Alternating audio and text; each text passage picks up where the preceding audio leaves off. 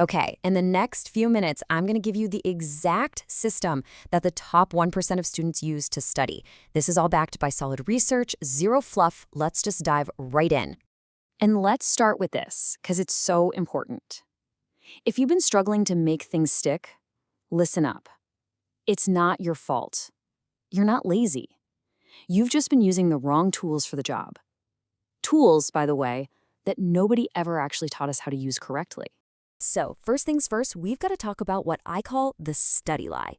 This is the big reason why the most common study habits, the ones you're probably using, actually end up sabotaging your learning.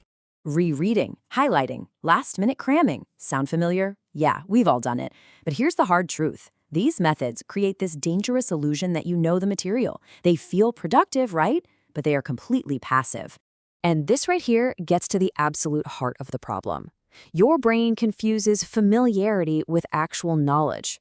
When you reread something, it starts to feel familiar, which feels easy. But here's the thing.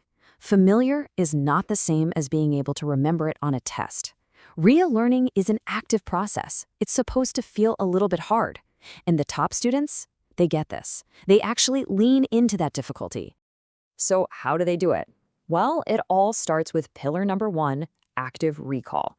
This is the big one. It's all about retrieving information from your brain, not just passively looking at it again.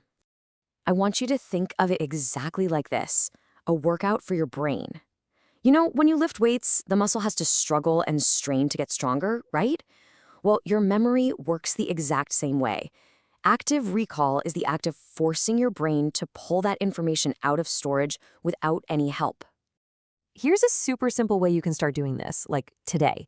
The blank page method. After you finish a study session, just close your book, put your notes away. Then, on a totally blank piece of paper, write down everything you can possibly remember. It's going to feel hard. It is hard, but that's the whole point. That moment of struggle is literally what's building the strong memory. Then, you can look at your notes to see what you missed. So please remember this.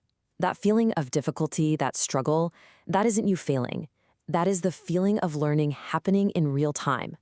Your brain is building a stronger connection because you forced it to work for the answer. I'm telling you, this one habit alone can literally double your retention. No exaggeration. All right, let's move on to pillar 2 and see how this all starts to stack together. This is spaced repetition, and it's all about the timing of your reviews to get the most bang for your buck. You see, our brains are designed to forget things over time. It's called the forgetting curve. But you can fight it. Instead of studying something for 3 hours straight, you study it once, then do a quick 10-minute review the next day. Then you wait a few more days and do another 10-minute review, then maybe a week later. Each time you review the material just as you're about to forget it, you stop the forgetting process cold and send a powerful signal to your brain. Hey, this is important, keep it.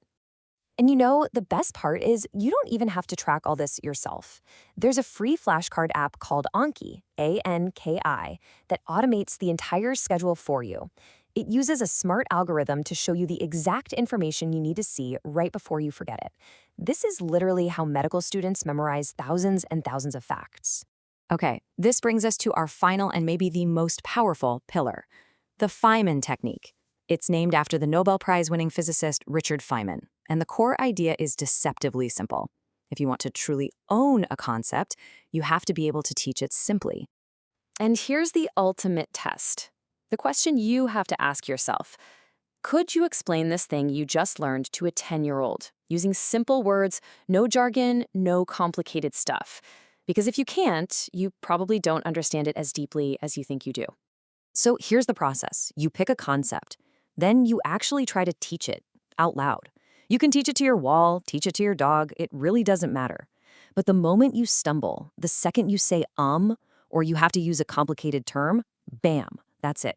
You've just found the exact gap in your knowledge. So you go back to your notes, you fix that one specific weak point, and then you try again.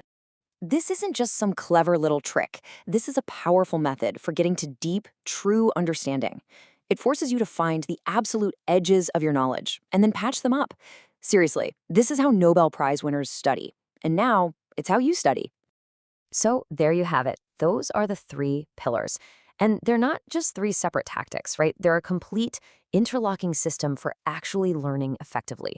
Let's put it all together. Let's just put it all on one screen. So you've got active recall, the gist is retrieve, don't reread, spaced repetition, review at the right time, and the Feynman technique, you teach it to own it. And look over at that last column. For each one, there's a super simple first action you can take, like today. And that is so, so key. Don't get overwhelmed and try to do all 3 of these things at once. Just pick one. Just one. Master it this week. Make it a habit. Then you can stack the next one on top. So I want to know, which pillar are you going to try first? Active recall, spaced repetition, or the Feynman technique? Drop your choice in the comments below. I'm really curious to see which one you'll start with, and I promise you I read every single comment.